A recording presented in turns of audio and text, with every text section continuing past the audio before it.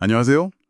오늘은 청취자께서 보내주신 자료, 말씀하시는 하나님, 이 발췌문을 가지고 좀 깊이 들어가 보려고 합니다. 네, 안녕하세요. 여기 보면 사사기 13장, 사도행전 17장, 또 예레미야 26장, 마가복음 12장 이렇게 네 가지 본문이 나오는데요. 이걸 통해서 하나님께서 어떻게 우리와 소통하시는지 그 방식의 핵심을 좀 파악해 보는 게 오늘 저희 목표입니다. 네, 아주 중요한 주제죠. 우리가 때로는 좀 불확실함 속에서 길을 잃기 쉬운데 이 자료는 하나님께서 침묵하시는 게 아니라 다양한 방식으로 말씀하신다는 걸 강조하고 있더라고요. 맞아요. 그래서 오늘 살펴볼 내용은 하나님께서 구체적으로 어떤 통로로 또 어떤 방식으로 그분의 뜻을 전달하시는지 이 성경 본문들을 통해서 한번 확인해 보는 거죠. 좋습니다. 그럼 첫 번째, 사사기 13장부터 볼까요?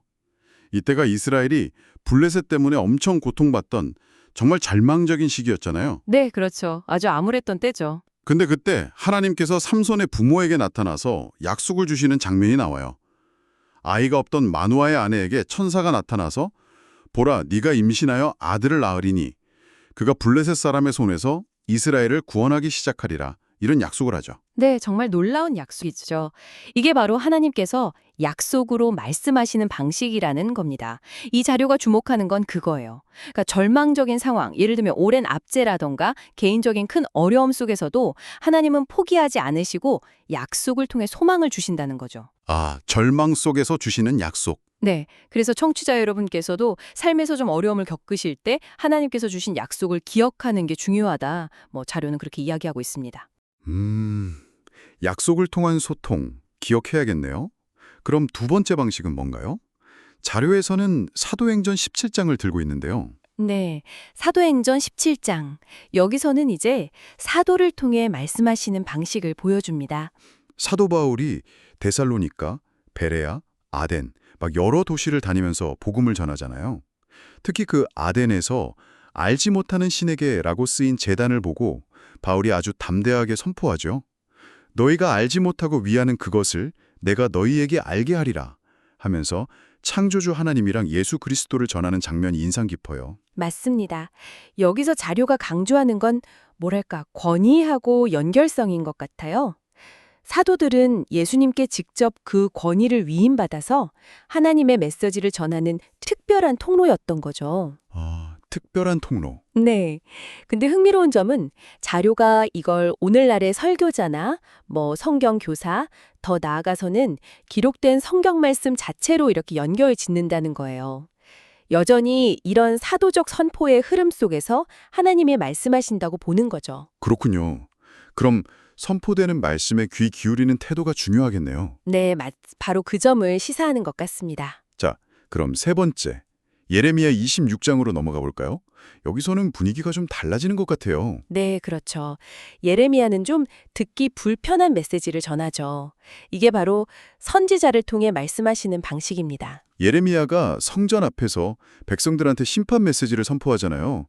회개 안 하면 성전이 파괴되고 예루살렘이 저주거리가 될 거다. 이런 내용인데 와, 이거 진짜 듣기 힘들고 심지어 예레미야 본인도 위험해지는 그런 메시지였죠. 맞아요. 엄청난 반발에 부딪혔죠. 이 부분에서 자료는 하나님의 말씀이 항상 위로나 격려, 축복의 형태만은 아니라는 걸 분명해요.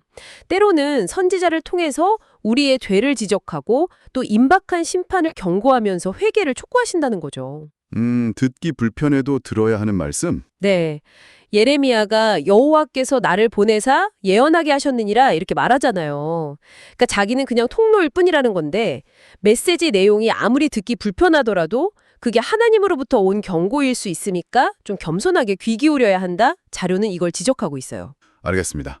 약속, 사도, 그리고 선지자. 이제 마지막 네 번째 방식이 남았네요. 마가복음 12장의 포도원 농부 비유죠. 네, 맞습니다. 이 비유는 정말 그동안의 방식을 좀 집약해서 보여주는 것 같아요. 포도원 주인이 소출을 받으려고 종들, 그러니까 구약의 선지자들을 보냈는데 농부들이 그들을 막 때리고 심지어 죽이기까지 하잖아요. 네, 거부하고 죽이죠. 그러다가 마지막에는 주인이 내 아들은 존대하리라 기대를 하면서 사랑하는 아들, 예수 그리스도를 상징하는 그 아들을 보내죠. 근데 농부들은 그 아들마저 죽여버려요. 그렇죠. 이 비유는 하나님께서 오랜 역사에 걸쳐서 정말 다양한 방식으로 말씀하셨지만 결국에는 아들, 즉 예수 그리스도를 통해서 가장 완전하고 최종적인 말씀을 주셨다는 것을 보여준다고 자료는 설명합니다. 계시의 정점인 거죠. 아, 계시의 정점. 네. 그래서 이 자료에 따르면 이제 우리의 초점은 바로 이 아들 안에서 주어진 말씀, 예수 그리스도께 맞춰져야 하고 그 말씀에 순종하는 것이 핵심이라는 겁니다. 그렇군요. 정리를 좀 해보자면 오늘 우리가 본 이 자료는 하나님께서 첫째 약속으로 사사기, 둘째 사도를 통해 사도행전, 셋째 선지자를 통해 예레미야, 그리고 마지막으로 아들을 통해 마가복음을 말씀하신다는 네 가지 방식을 보여주었네요. 네, 맞습니다. 결국 핵심은 하나님은 침묵하시는 분이 아니라 과거에도 그렇고 지금도 우리에게 계속 말씀하고 계신다는 거군요. 네, 바로 그거죠. 그리고 그 말씀들이 우리 삶의 어떤 방향을 제시하고 약속, 또 구원을 약속하고 성도, 우리의 죄를 깨닫게 하고 선지자, 그리고 궁극적인 진리, 하나님 자신을 보여준다, 아들. 이렇게 자료는 설명하고 있습니다. 결국 삶의 모든 영역에서 말씀하시는 하나님의 그 음성에 귀 기울이는 것이 중요하다. 뭐 이런 메시지인 것 같습니다. 그렇다면 여기서 한 걸음 더 나아가서 이런 질문을 던져볼 수 있겠네요.